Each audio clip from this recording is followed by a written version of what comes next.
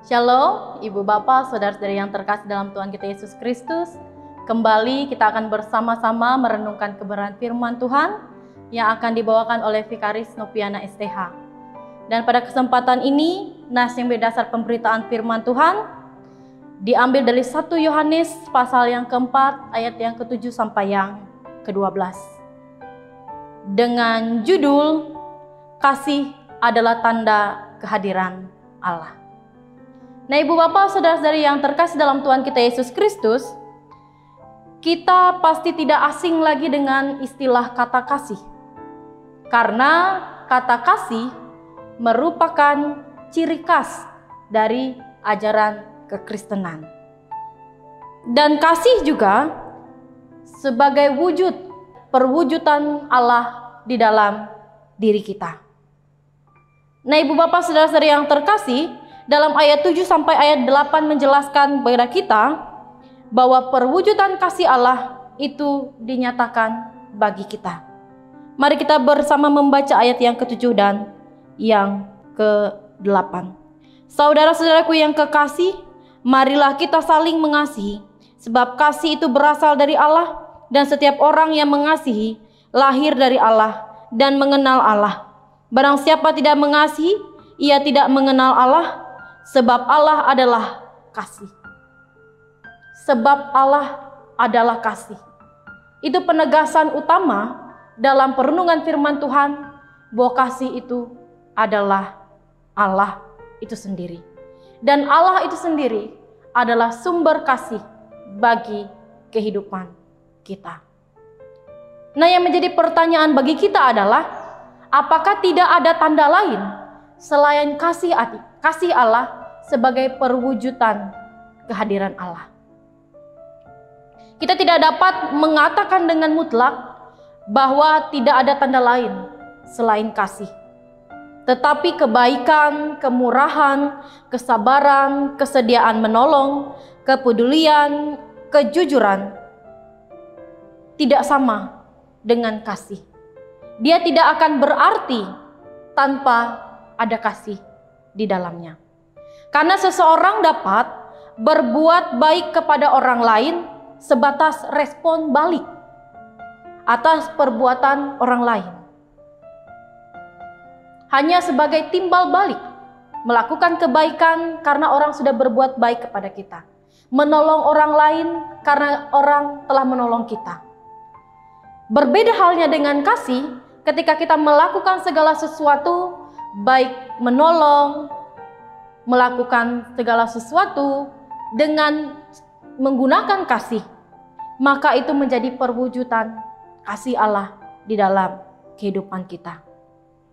Nah, apapun respon orang terhadap apa yang kita lakukan ketika kita menggunakan kasih, itu tidak menjadi ukuran. Yang penting adalah kita melakukan itu atas dasar kasih. Tetapi Ibu Bapak, Saudara-saudari yang terkasih, kita mendasarkan itu dengan kasih karena Allah telah lebih dahulu mengasihi kita. Karena sebagai orang percaya, Allah sudah mencurahkan kasih-Nya bagi kehidupan kita. Maka sebagai orang-orang yang percaya, maka kita harus menggunakan atau melakukan kasih itu di dalam kehidupan kita. Pada ayat yang ke-10. Inilah kasih itu, bukan kita yang telah mengasihi Allah, tapi Allah yang telah mengasihi kita dan yang telah mengutus anaknya sebagai pendamaian bagi dosa-dosa kita. Berarti perwujudan kasih itu adalah sebagai respon rasa syukur kita karena Allah telah lebih dahulu mengasihi kita. Tetapi Ibu Bapak, Saudara-saudari yang terkasih, terkadang kala ketika kita sudah melakukan sesuatu berdasarkan kasih, sering kita mendapati namanya kekecewaan. Tetapi ketika kita mendasarkan itu dengan kasih dan melakukan itu atas kasih yang Tuhan berikan, maka itu tidak akan menjadi halangan bagi kita untuk terus menyatakan kasih bagi sesama kita. Karena kita telah dikasihi oleh Allah, maka tugas kita adalah mengasihi sesama. Karena tema bagi kita pada bulan November ini adalah mengasihi Allah dengan mengasihi sesama. Ketika kita sudah mengasihi sesama, maka kita telah mengasihi Allah dengan keseluruhan hidup kita.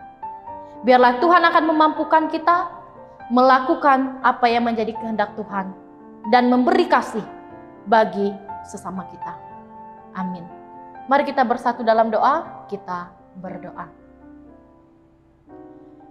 Terpujilah nama-Mu ya Tuhan, terima kasih kami ucapkan kepadamu, karena atas kasih dan karunia-Mu yang senantiasa boleh kami terima, dan kami rasakan di sepanjang kehidupan kami. Terlebih kasih-Mu yang selalu Engkau nyatakan atas kehidupan kami, yang tidak pernah berkesudahan, selalu baru tiap hari. Begitu pula kasih yang senantiasa boleh kami terima. Melalui kebenaran firman Tuhan pada kesempatan ini ya Tuhan, mampukan kami untuk memberikan kasih itu kepada sesama kami sebagai wujud perwujudan Allah di dalam hidup kami, sebagai tanda kasih dan kehadiran Allah di dalam setiap keberadaan kehidupan kami.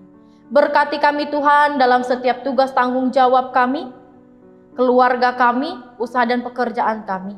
Biarlah kami senantiasa diberkati oleh Tuhan, sehingga kehidupan kami terus memancarkan kasih Tuhan di tengah-tengah dunia ini.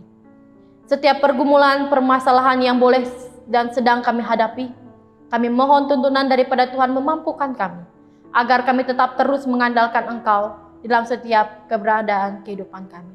Dan ajarkan kami senantiasa untuk selalu bersyukur kepadamu, sehingga hidup kami mendatangkan puji hormat akan kemuliaan nama Tuhan. Dalam Yesus Kristus kami berdoa. Amin.